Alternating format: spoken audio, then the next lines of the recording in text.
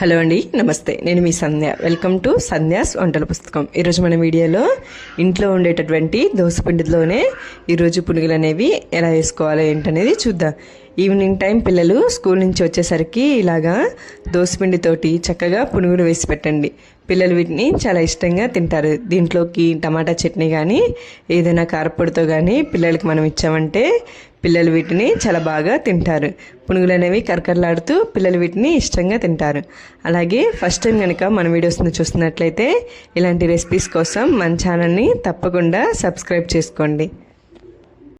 మనకి కావాల్సినంత వరకు దోసపిండిని ఇలా ఒక గిన్నెలోకి సపరేట్గా తీసుకోవాలి. ఇలా దోసపిండి అంతటిని తీసుకున్న తర్వాత ఇందులోకి 3 స్పూన్లు వరకు మనము గోధుమ పిండి అనేది యాడ్ చేసుకోండి.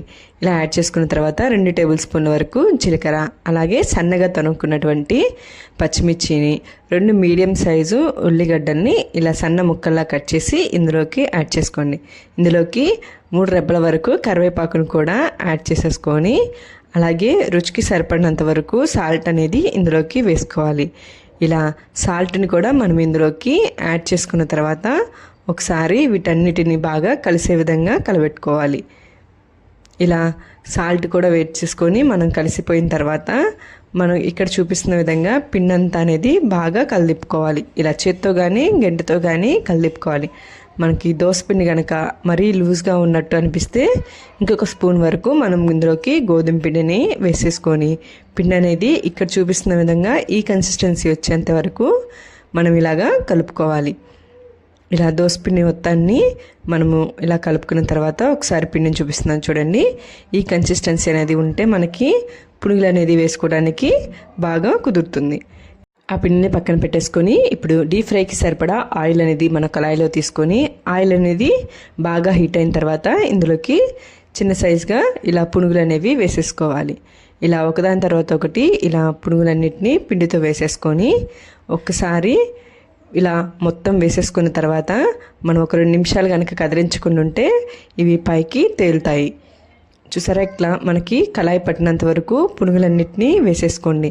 2 నిమిషాల తర్వాత మనం ఇలాగా పైకి అనేవి తేలుతూ ఉంటాయి. ఇలా గరిటె సహాయంతో అటు ఇటు కనుక మనము కదిలిస్తూ ఉన్నట్లయితే పునుగులు అనేవి అన్ని వైపులా కరెక్ట్గా ఫ్రై అవుతాయి.